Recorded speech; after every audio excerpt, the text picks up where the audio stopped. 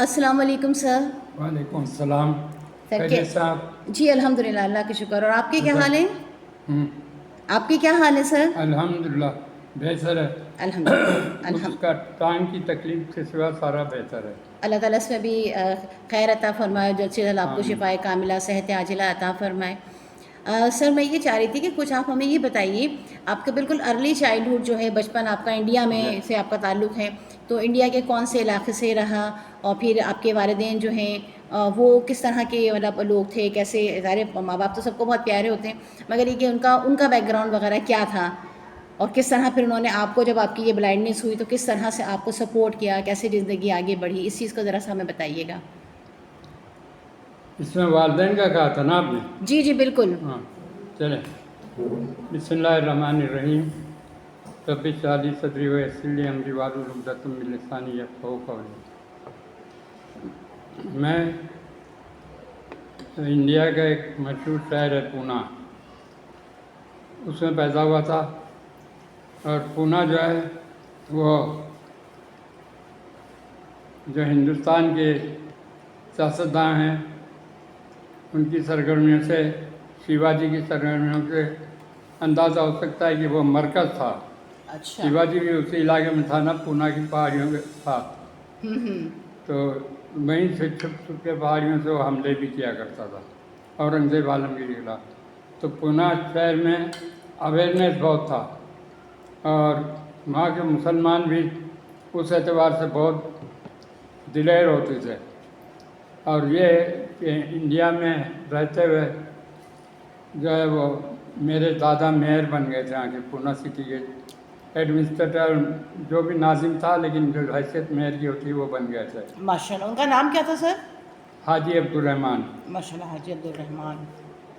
तो ये हुआ कि हम लोग पूना में सेटल थे। पाकिस्तान बन गया था 1950 में। जी। हमारे पहले ताया यहाँ पाकिस्तान आए, उन्होंने बताया कि आ जाओ आप भी, कराची अच्छा बड़ा शहर है और कराची में जो है ये हमारी बाहर की लोकेलिटी, बाहर की जो यहाँ के लोकल कम्युनिटी नहीं है बल्कि नेशनल कम्युनिटी के लोग जैसे दूसरे सूबों के आए हुए रह रहे हैं। तो यहाँ हर स्टैंडर्ड का वाली साहब नहीं आना चाहते थे पहले। अच्छा। तो जब कहा उन्होंने, तो एक ही भाई थे, बड़े भाई बहनों में सिर्फ एक बड़े भाई थे और वो थे मेरे मेरे अब्बू थे। मेरे वालिद का नाम हाजी सुलेमान था और उन्होंने 17 साल की एज में हज किया था। तो उनकी वजह से जो है पूना में हमारी एक सेह भी थी। जी। बहरहाल उसके बाद दादा का इंतकाल हुआ और मेरे ताया और मेरे अब्बू दोनों अपने अपने ख्वाहिश के मुताबिक मिशन पे निकले। मेरे वालिद की ख्वाहिश थी कि मुस्लिम ममालिक का दौरा किया जाए, तो पहले उन्होंने हज का कसद किया। उन्होंने हज किया और हमारे ताया जो थे वो इन मज़ारात वगैरह आना जाना तो जो करना वो बड़े अकीदतमंद थे ऐसे। सही। अब पीछे बिजनेस जो है ना जी। वो बिल्कुल ठप हो गया। सही। बिजनेस किस चीज़ का था सर आप लोगों का? टिम्बर बार, टिम्बर लकड़ी होती है ना, जी जी। उसकी बहुत बड़ी दुकान थी, उससे बहुत बड़ा है और सप्लायर थे बड़े। माशाल्लाह। वो बताते थे, मेरे मामू जब ले गए थे ना 78 में, 1978 में हम लोग पहली बार दोबारा पूना गए। अच्छा। उसके बाद पाकिस्तान आने के मुतअद्दिद बाद? बार मैं गया हिंदुलान का। तो पूना गए तो मेरे मामू ने मिलाया, तो वो लोग बोल रहे थे आपके दादा की तस्वीरें अभी कॉर्पोरेशन में है। आपके हमारे वहाँ पूना से लेकर ये प्रतापगढ़, जी। ये शिवाजी का इलाका था और औरंगज़ेब आलमगीर के सिपा सालार जो अफजल शाह था उनका इलाका था। दोनों की मौत वहीं हुई थी ना, ये मामलेश्वर और पचगनी में। प्रतापगढ़, ये कोकनी लोग होते हैं ना, जी नाम सुना आपने कोकनी? जी जी सुना कोकनी का। मेरी कोकन वालदा को बताया करती थी। कोकन है, पहाड़ी इलाका है वो। हम्म, तो उसमें पहले उनको वो दूसरी कहानी हो जाएगी, किस्सा अफजल शाह का। वो सर मेरी अम्मी बताती थी बता दूं? कि कोकनी लोग जो है ना, जी जी बताइएगा, कोकनी लोग जो है ना वो बिल्ली पकड़ के खा जाते थे, जी जी, बिल्ली खाते थे वो लोग। जो बता रहा था ये बता दूं? जी जी बताइए बताइए। नहीं, ये तुम्हें बाय द वे जो चीज़ थी वहाँ पर, नहीं नहीं अच्छा है, मालूमात रहेगी। उसमें अफजल शाह जो इनके सिपह सालार थे, उसने कहा हम मुलाकात करते हैं, आप आ जाइए तो सेटल करते हैं, हम आपके हवाले कर देंगे अपना इलाका। सही। औरंगज़ेब ने बहुत बड़ी रियासत कायम कर दी थी ना, तो ये औरंगज़ेब ये गया उनके प्रतापगढ़ में, तो अच्छा। वहाँ गले मिला शिवाजी, अच्छा। और गले मिलते हुए हम्म, हाथ में नोकीला पंजा रखा हुआ था, वो इतनी कुवत से घुसेड़ दिया इनके जिसम में। पेट में कि वो हम्म, फिर वो जख्म हुआ कि उससे जानवर नहीं हुए, लेकिन उससे और भागा। तो अफजल शाह भी उससे पीछे भागे और उन्होंने दबोच के उसे कत्ल किया। अच्छा। हरचंद के खुद भी उस जख्म से, जब मैंने पढ़ा है, जी जी। वो सेहतयाब नहीं हो सका और अल्लाह की रज़ा से उनका भी इंतकाल हो गया था। तो वो इलाका इस तरह का है कि वहाँ सियासत जो है ना, तो मुसलमान वहाँ मुकाबले की वजह से और भी ज़्यादा तैयार थे, हर वक्त इस तरह से रहता था हमारी कैफियत। लेकिन साथ साथ ये भी था कि मजमूई एतबार से जो अंडरस्टैंडिंग थी कि एक दूसरे की इबादत गाहों का लिहाज रखेंगे, एक दूसरों की मज़हब की रसूमात का, इन चीज़ों का लिहाज रखेंगे।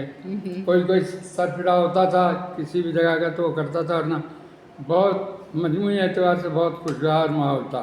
सही। और मुझे अच्छी तरह याद है कि हम घर में रोज़ा होता था ना लोगों का, जी। तो हम अपने महल्ले की एक बड़ी मस्जिद सुरुक अब्दाल, सुरुक अब्दाल। सुरुक अब्दाल, अच्छा। वो उसका कब्रिस्तान भी था और बहुत बड़ी मस्जिद भी थी। अब्दालियों की होगी वो। हाँ अब्दालियों ने बनाई होगी। हाँ, तो वो कब्रिस्तान भी था और काफ़ी बड़ा कब्रिस्तान था, और उसके बॉर्डर पर बड़ी मस्जिद थी। तो वहाँ जाके हम खड़े होते थे रमज़ान में, अजान हुई रोज़ा खोलो, पहले ये सारे मोबाइल वगैरह सब चीज़ें तो थी नहीं ना, जी जी। और माइक पे अजान, माइक भी नहीं होता था, इंट्रोड्यूस नहीं हुआ था। तो अजान हुई रोज़ा खोलो, अजान हुई रोज़ा खोलो, दौड़ते थे हम। ऐलान करते मुझे थे। खुद भी याद है क्या, आखिरी रमज़ान में मैं भी उसी तरह से कर रहा था। तो माशाल्लाह। इस तरह से हमारे वालिद साहब को शायरी का, ये सियासत के अलावा शायरी का शौक़ था। वालिद साहब भी थे, माशाल्लाह। सेकंड वर्ल्ड वार में पूना सिटी के वार्डन थे। तो इस तरह मेरा आगाज़ हुआ वहाँ से, और मैंने पहली जमात का इम्तिहान दिया। बाय द वे मैं ये भी बताऊँ कि मुझे पढ़ने लिखने का शौक़ बहुत ही बचपन से था। माशाल्लाह। तो 3.5 साल की उम्र थी, और मेरे सबसे छोटे मामू वो मुझसे कोई 2 साल बड़े थे, तो वो स्कूल में जाने लगे थे, मैं उनके साथ स्कूल जाता था। माशाल्लाह। तो टीचर कहते थे तुम क्यों आए स्कूल, अच्छा। कान पकड़ के पीछे बेंच पे खड़े हो जाओ। वो मैंने कई बार किया, लेकिन मैं जाना नहीं छोड़ा। तो उन्होंने सही। कहा चलो ठीक है बैठ जाया करो, क्योंकि मेरा पढ़ने का शौक़ था। उस ज़माने में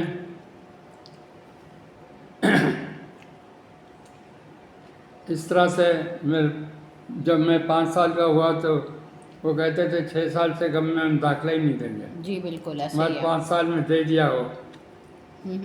तो उसके बाद उन्होंने वालिद साहब वगैरह ने कहा ना टेस्ट ले लें इनका जी। है कि नहीं स्टैंडर्ड। सही।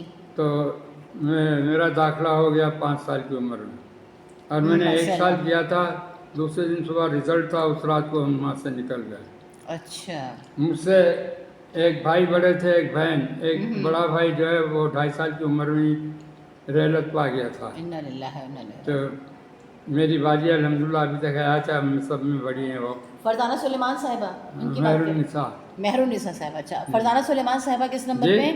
फरजाना सुलेमान साहिबा किस नंबर पे हैं? नहीं, वो तो 69 में अच्छा। काफ़ी बात की है। हम्म। मैंने मुझसे मैं 25 साल उनसे तकरीबन बड़ा हूँ। माशाल्लाह। जी, फिर उसके नहीं बाद? नहीं, जी जी। 60, हाँ ऐसे ही रहा होगा, 59 और 44। मुझे एतबार से यही है। बहरहाल इनके फरजाना सुलेमान साहिबा जो बहन है मेरी छोटी, इनका तो तालीम और तरबियत का सारा सिलसिला यहाँ पैदा भी पाकिस्तान में ही हुई ना। उस वक्त हम इधर कराची आ चुके थे। तो वो मैं आपको बता रहा हूँ कि जी। जो मेरे अंदर शौक़ था ना, उसको उसकी वजह से जो है हम जाते ही जो है ऐसी बस्ती में गए कि जहाँ अखराजात ज़्यादा ना हो, सेटल हो सके। सही। क्योंकि कारोबारी लोग थे, नौकरियों का कोई अंदाज़ा नहीं था और कारोबार आगे चलाने के लिए पैसे नहीं थे, ठप हो गई थी सूरत हाल सारी। तो वालिद हमारे ताया ने भी कपड़े की दुकान पे जॉब की, फिर खुद का कपड़े का वो जो जोड़िया बाज़ार वगैरह में बेचना वो किया। बाद में वो हैसत बल्ब फैक्ट्री में मैनेजर हो गए थे और मेरे अब्बू भी जो है हैसत बल्ब फैक्ट्री में वो रिसेप्शन का जो जिम्मेदारियां होती है उसके वो इंचार्ज थे वहाँ हैसत बल्ब फैक्ट्री में। इस तरह से हम लोग कोई 6.5 साल की उम्र में इंडिया से पाकिस्तान आए और वो सफ़र भी बड़ा अजीब व गरीब था कि उन्नाव तक तो हम लोग वो ट्रेन में आए। उसके बाद ये खोखरा पार का इलाका है थरपारगढ़ में, जी बिल्कुल। तो वहाँ आए। वहाँ वो वही 1-1.5 दिन हमारा वहीं गुजरा। वहाँ पे एक रेगिस्तान भी है ना? हाँ रेगिस्तान भी है वहाँ पे, खोखरा पार में रेगिस्तान भी है। हाँ, वो है थल का इलाका ना। जी मगर चौकी थी वहाँ, तो छोटी मोटी रेस्टोरेंट है वो सब बनी हुई थी। जी। तो इस तरह से हम आए और बढ़ गए। ये हुआ कि एक पुलिस वाला, हम जब रह रहे थे और कहीं खाने के लिए इधर उधर, तो बाल्टी लेके गया। मेरी बाजी ने देखा वो पुलिस वाले को कि आप कहाँ ले जा रहे हैं, तो हमारी बाल्टी है। बोला मैंने समझा यहाँ पड़ी हुई ऐसे ही किसी ने छोड़ दी है। बहरहाल फिर मेरे ताया ने जब हमें रिसीव करने आए ना कराची, तो वहाँ मेरा भाई एक फारूक मेमन है, वो आखिरी बच्चा वहाँ पैदा हुआ था हमारे घर में। बाकी ये फरजाना और जावेद साहब है ना मेरे भाई, देखा होगा ना आपने। जी, जावेद साहब से तो माशाल्लाह मुलाकात रही है। वो मोबिलिटी के बड़े अच्छे इंस्ट्रक्टर भी है। जी। तो वो उन्होंने जो है, हाँ आए तो मेरे ताया ने क्या किया, एक बच्चे को गोद में उठा लिया किसी को और प्यार किया, चूमा और चलने लगे। तो उन्होंने कहा, खातून ने कहा चाचा जी आप इसे कहाँ ले जा रहे हैं। कहा ये मेरा भतीजा है ना फारूक। अरे उन्होंने कहा नहीं, ये तो हम लोग अगली बोगी में थे ना। उन्होंने ये बच्चा देख कर समझा हम लोग इसी के साथ आए हुए, बच्चे को गोद में ले लिया। अच्छा। तो इस किस्म की दिलचस्प चीज़ें होती रही। वैसे हम लोग आ गए और हमारे ताया लियारी के इलाके में सिंगुल लाइन है, वहाँ घर लिया था। वहाँ अक्सर झोपड़ियाँ थी और बाकी पक्के घर भी थे, 2 मंजिला घर भी थे। कुछ कुछ जो लोग माली लिहाज से बेहतर थे वो बलोचों में उन्होंने बनाया था। अच्छा, बलोच लोग रहते थे वहाँ पे? हाँ, लाइन्स एरिया में बलोच लोग रहते थे। लियारी में ना। लियारी में, जी जी। हाँ बलोच, अब भी वही है ना मेजॉरिटी। जी बिल्कुल बिल्कुल।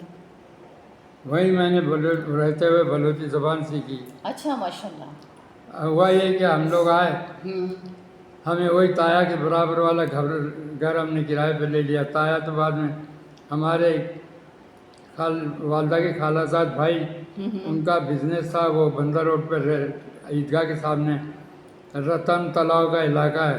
अच्छा। वहाँ उनकी अपनी बिल्डिंग थी, उसमें रिहाइश थी। वो कह रहे थे यहाँ आ जाओ, मगर मेरे वालिद और ताया कहते थे नहीं, हम जिस तरह भी अपनी इंडिपेंडेंट रहेंगे। सही। तो इस तरह से वो सेटल हुए जाके लियारी में। लेकिन हमारा जो पढ़ने का शौक था, जाते ही दाखिला ले लिया। 2 साल बीच में गैप, 1.5 साल का गैप आया। सही। दाखिला ले लिया। अब उस इलाके में पानी की सप्लाई भी नहीं होती थी, नल लगाए हुए थे पूरी बस्ती में, एक नल। तो उसमें पानी भरने आते थे, और वो पानी भरने इसमें आते थे पूरी और लपेट के, बलोच खवातीन, उनका जो कुर्ता भी होता है पूरा नीचे तक होता है, आपने देखा होगा। जी बिल्कुल देखा है भाई।